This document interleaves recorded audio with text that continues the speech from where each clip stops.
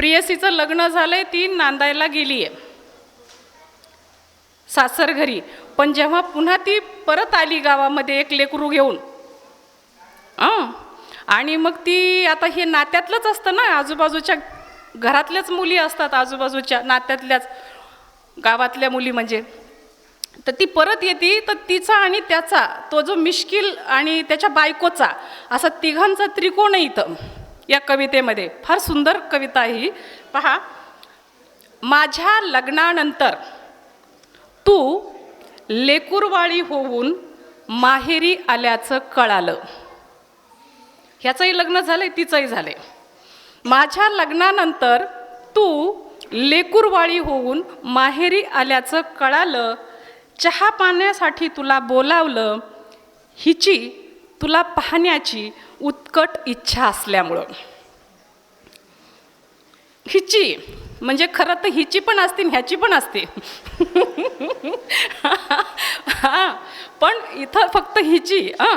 हिची तुला पाहण्याची उत्कट इच्छा असल्यामुळं वाड्यात पाऊल टाकताच तू तुझं बाळ माझ्या हाती दिलं. वाड्यात पाऊल टाकताच तू तुझं बाळ माझ्या हाती दिलं आणि जवळ घेताच हातपाय झाडत ते विवळू लागलं. आणि मी जवळ घेताच ते हातपाय हलवीत ते विवळू लागलं. तिकडच्या खानोट्यावर गेलं वाटतं. हा ह्याचा टॉम नाही.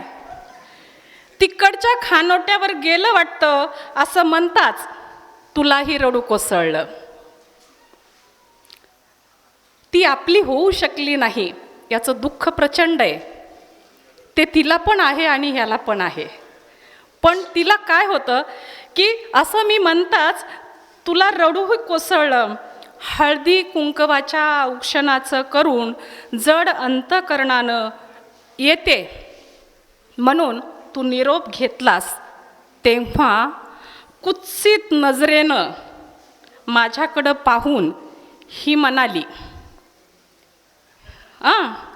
तेव्हा कुत्सित नजरेनं माझ्याकडं पाहून ही म्हणाली, माहेराला आल्या म्हणजे येत जा इकडं वाट करून. माहेराला आल्या म्हणजे येत जा इकडं वाकडी वाट करून. तुमच्या आल्या गेल्यानं आम्हाला बरं वाटतं. हा किती सुंदर, म्हणजे ती जी सिच्युएशन असते ना, ही मला असं वाटतं भारी असते. तुम्ही एवढ्या अफलातून कविता तुम्हाला या कविता संग्रहात वाचायला भेटतील. खूपच सुंदर आहेत. म्हणजे एवढ्या सुंदर कविता आहेत. पहा, गावाच्या पारावर परण्या निघण्याआधीच, हिच्या लग्नाची गोष्ट आहे. गावाच्या पारावर परण्या निघण्याआधीच रुखवत आहेराची भरली ताटं माझ्या पडक्या वाड्याच्या मोडक्या दारावरून वाजत गाजत जाताना आणि गोरज मुहूर्तावर तुझ्या लग्न घटिकेची मांडवभर उडालेली आतिषबाजी पाहताना मी तुटलेल्या पालशेपटीसारखा मरणांतिक तडफडलो. म्हणजे एखादी पालीचं शेपूट तुटल्यानंतर जी तडफड होते पालीची, आपल्या प्रियसीचं लग्न तिकडं लागतंय हे पाहून त्या प्रियकराला होणारी ती तडफड आणि त्याच्यासाठी वापरलेली पाली, शेपट तुटलेल्या पालीची प्रतिमा मराठी साहित्यामध्ये आजपर्यंत तरी कुणी वाचलेली नाही. ती तडफड असते ना, ती फार वेगळी असते. ती मला वाटतं सांगता पण येत नाही, बोलता पण येत नाही, पण आतल्या आत असते. आणि ती इतकी अप्रतिम पद्धतीनं मांडली की म्हणजे असे कितीतरी काय म्हणू, असे कितीतरी गोष्टी विठ्ठल काष्टेंवरून ओवाळून टाकायला पाहिजेत. अशा खूप सुंदर सुंदर कविता या संग्रहात आहेत. या संग्रहासाठी अनेकांचं सहकार्य लाभलं. त्या सर्वांचे मी एक प्रकाशिका म्हणून ऋण व्यक्त करते. आणि या कविता संग्रहाचे दुसरं जे पुस्तक आहे शिदोरीची भाकरी नावाचं, त्या शिदोरीच्या भाकरीमध्ये ती शिदोरी आपल्या आयुष्याला पुरून उरावी अशी ती शिदोरी असते. शिदोरी ही माहेराहून येते. मुलाच्या घरून जी जाते ना लग्नानंतर ती शिदोरी नसते. माहेरून आलेली शिदोरी आपण गावभर वाटत असतो आणि गावभर सांगत असतो आमची सून आली, आमची सून आली, आमची सून आली. तर हे जे असतं तर तिची ती शिदोरी तिच्या आयुष्याला तिच्या गावानं पण पुरवायची असते. ज्यानं ज्यानं शिदोरी कुणाची तरी खाल्लेली आहे त्या खाल्लेल्या मिठाला जागावं या त्याच्या मागचा म्हणजे मतितार्थ असतो तिच्या माहेरच्या लोकांचा, की माझी मुलगी तुमच्या गावामध्ये मी पाठवतीये तर तिची तुम्ही सगळ्यांनी पाठराखण करायची आहे, जपवणूक करायची आहे. माझी मुलगी एखाद्या वेळेला अडीअडचणीत आली, ती उपाशी राहिली तर तुम्ही त्या खाल्ल्या मिठाला जागून माझ्या लेकीला मदत करायची आहे उभ्या जन्मामध्ये. याला म्हणतात आयुष्यभराची शिदोरी पूर्ण. आयुष्यभराच्या आपल्या मायमाऊल्यांनी दिलेल्या शिदोऱ्या घेऊन मुली इथं नांदत असतात. नवे गावं नव्या पावलांनी त्या सजवत असतात. नव्या चालीरीती त्या त्यांच्या माहेराहून घेऊन येतात आणि सासर घरी त्याचा आनंद महोत्सव आयुष्यभर साजरा करतात.